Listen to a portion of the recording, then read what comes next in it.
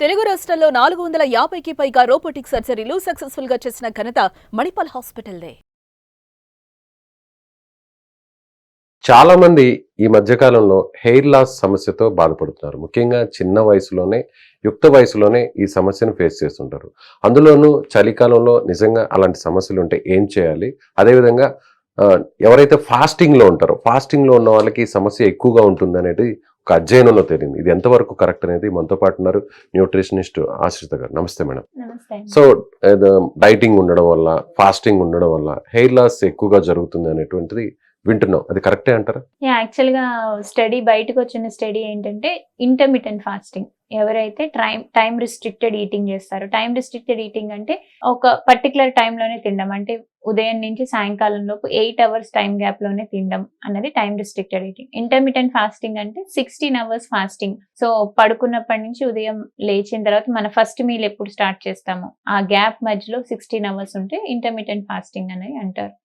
So మనకి recent study ఏంటంటే intermittent fasting చేసే వాళ్ళల్లో హెయిర్ రీజనరేషన్ అంటే హెయిర్ గ్రోత్ అన్నది స్లోగా ఉంది అన్నది స్టడీ. అయితే ఈ study animal study, human study కాదు. సో ఈ యానిమల్ కూడా ఏంటంటే రైట్స్ లో, మైస్ లో చూసారు. సో దీన్ని మనం సీరియస్ గా కన్సిడర్ చేయక్కర్లేదు. బికాస్ మైస్ యొక్క మెటబాలిజం వేరు, మన మెటబాలిజం వేరు. కంపారిటివ్లీ మన మెటబాలిజం చాలా స్లోగా ఉంటుంది కాబట్టి ఇట్ ఈస్ నాట్ మన హ్యూమన్ స్టడీస్ కి అయితే వర్తించదు. కాకపోతే ఇక్కడ మనం నోటీస్ చేయాల్సింది ఏంటి అంటే ఇంటర్మిటెంట్ ఫాస్టింగ్ అనగానే ఓకే నేను 8 అవర్స్ విండోలో తినాలి, ఏది పడితే అది తినచ్చా, ఎలాంటి ఫుడ్ తింటున్నాము అన్నది వెరీ వెరీ ఇంపార్టెంట్. ఒకవేళ మీరు ఈ 8 అవర్స్ విండోలో న్యూట్రిషియస్ ఫుడ్ కనుక తీసుకోకుండా ఉంటే అప్పుడు డెఫినెట్ గా హెయిర్ లాస్ అవుతుంది. సో హెయిర్ లాస్ అనేది మనకి ఏంటంటే indication, it is a clear indication that you have a nutritional deficiency. ఈ న్యూట్రిషనల్ డెఫిషియన్సీ ఎందుకు వస్తుంది? మీరు తీసుకునే ఆహారంలో సరైన పోషక విలువలు లేనప్పుడు న్యూట్రిషనల్ డెఫిషియన్సీ వస్తుంది. మీరు ఇంటర్మిటెంట్ ఫాస్టింగ్ చేసినా సరే ఈ 8 అవర్స్ విండోలో పౌష్టికాహారం తీసుకోకపోతే ఖచ్చితంగా హెయిర్ లాస్ అనేది కనిపిస్తుంది. సో దీన్ని అవాయిడ్ చేయాలి అంటే ఎలాంటి ఫుడ్ తీసుకుంటున్నారు ఇంటర్మిటెంట్ ఫాస్టింగ్ చేసేటప్పుడు, అన్ని ఫుడ్ గ్రూప్స్ ఉంటున్నాయా లేదా మీ డైట్ లో అనేది very very important. And iron levels ఎవరికైతే తక్కువ ఉంటున్నాయో వాళ్ళు తగిన జాగ్రత్తలు ఖచ్చితంగా తీసుకోవాలి. సో ఇది మనం గమనించాల్సిన విషయం intermittent fasting and hair loss లో. సో ఎలాంటి జాగ్రత్తలు అంటే మీరు అన్నట్లుగా ఎలాంటి ఫుడ్ తీసుకుంటే మంచిది ఇలాంటి ఫాస్టింగ్ చేసేవారు? ఫాస్టింగ్ చేసేవాళ్ళు అన్ని ఫుడ్ గ్రూప్స్ ఇంక్లూడ్ చేసుకోవాలి. ఫర్ ఎగ్జాంపుల్ ఒక మీల్ లో మీకు ఖచ్చితంగా సరే హోల్ గ్రెయిన్స్ ఉండాలి.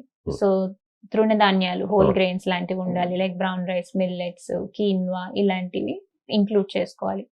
At least vegetables, half of your plate should be of vegetable.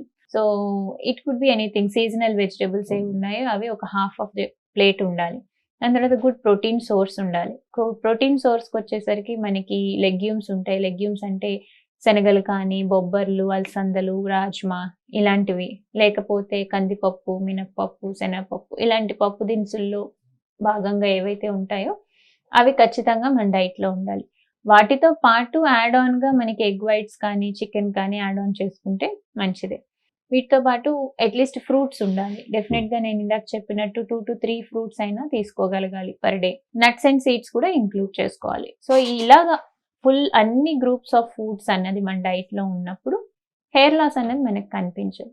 And iron deficiency ఉన్న వాళ్ళు ఆకుకూరలు ఖచ్చితంగా రోజు ఒక 100 గ్రామ్స్ తీసుకోవాలి. సో దీంతో మనకి ఐరన్ డెఫిషియన్సీ అన్నది కూడా లేకుండా ఉంటుంది. కాబట్టి ఇంటర్మిటెంట్ ఫాస్టింగ్ చేస్తుంటే హెయిర్ లాస్ అన్నది ఇట్ డిపెండ్స్ ఎలాంటి ఇంటర్మిటెంట్ ఫాస్టింగ్ చేస్తున్నారు, ఎలాంటి ఫుడ్ తీసుకుంటున్నారు అన్నది పాయింట్.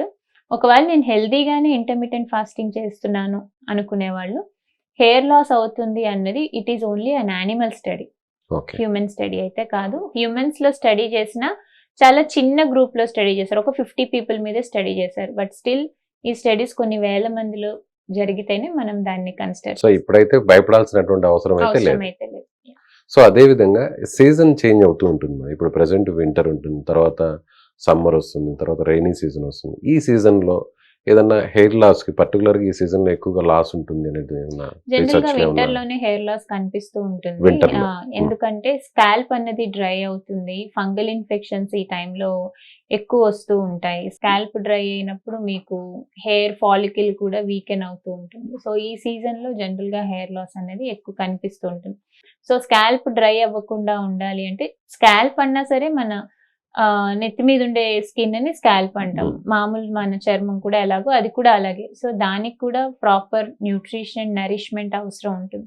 సో మన స్కిన్ డ్రై అవ్వకుండా ఎలా చూసుకుంటామో స్కాల్ప్ కూడా డ్రై అవ్వకుండా చూసుకోవాలి. స్కాల్ప్ డ్రైనెస్ అవ్వకుండా ఉండాలి అంటే మనం తీసుకునే ఆహారంలో గుడ్ ఫ్యాట్స్ ఉండాలి, ఒమేగా-3 ఫ్యాట్స్ ఉండాలి. అప్పుడు స్కాల్ప్ అనేది డ్రై అవ్వకుండా ఉంటుంది. మనకి ఒమేగా-3 ఫ్యాట్స్ నట్స్ అండ్ సీడ్స్ నుంచి వస్తాయి, ఫ్లాక్స్ సీడ్స్ నుంచి వస్తాయి.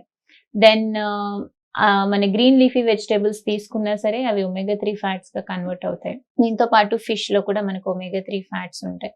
సో ఇట్లా ఒమేగా-3 ఫ్యాట్స్ రిచ్ ఉన్న ఫుడ్ తీసుకుంటే మన స్కాల్ప్ కూడా డ్రై అవ్వకుండా, అండ్ ఆ స్కాల్ప్ డ్రైనెస్ లేనప్పుడు డెఫినెట్ గా హెయిర్ లాస్ అనేది. సో సమ్మర్ తో కంపేర్ చేస్తే వింటర్ లో కూడా ఎక్కువ మంది కూడా స్నానాలు చేయాలంటే కొంచెం ఇబ్బందిగా ఫీల్ అవుతారు. అందులో హాట్ వాటర్ తో చేస్తేనే సో కొంత కంఫర్ట్ గా ఉంటుంది. కానీ కొన్ని చోట్ల హాట్ వాటర్ అందుబాటులో ఉండదు. అలాంటి దాని వల్ల కూడా ఏదైనా హెయిర్ లాస్ అయ్యే అవకాశం ఉంది. యాక్చువల్ గా హాట్ వాటర్ వల్లనే హెయిర్ లాస్ అవుతుంది. హాట్ వాటర్ వల్ల ఎస్, ఎప్పుడైనా సరే హెయిర్ కి ఎక్కువ హాట్ వాటర్, హెయిర్ అనే కాదు మామూలు స్కిన్ మీద కూడా చలికాలం అని చెప్పి బాగా వేడి నీళ్ళు పోసుకుంటూ ఉంటారు. దాని వల్ల స్కిన్ డ్రై అయిపోతుంది, హెయిర్ కూడా డ్రై అవుతుంది. సో మీరు వాడే వాటర్ ఎప్పుడు కూడా ఎక్స్ట్రీమ్లీ హాట్ ఉండకూడదు, గోరువెచ్చగా పోసుకుంటే మంచిది. సో దట్ డ్రైనెస్ అనేది ఉంటుంది. Right madam, thank you madam. Thank you so much.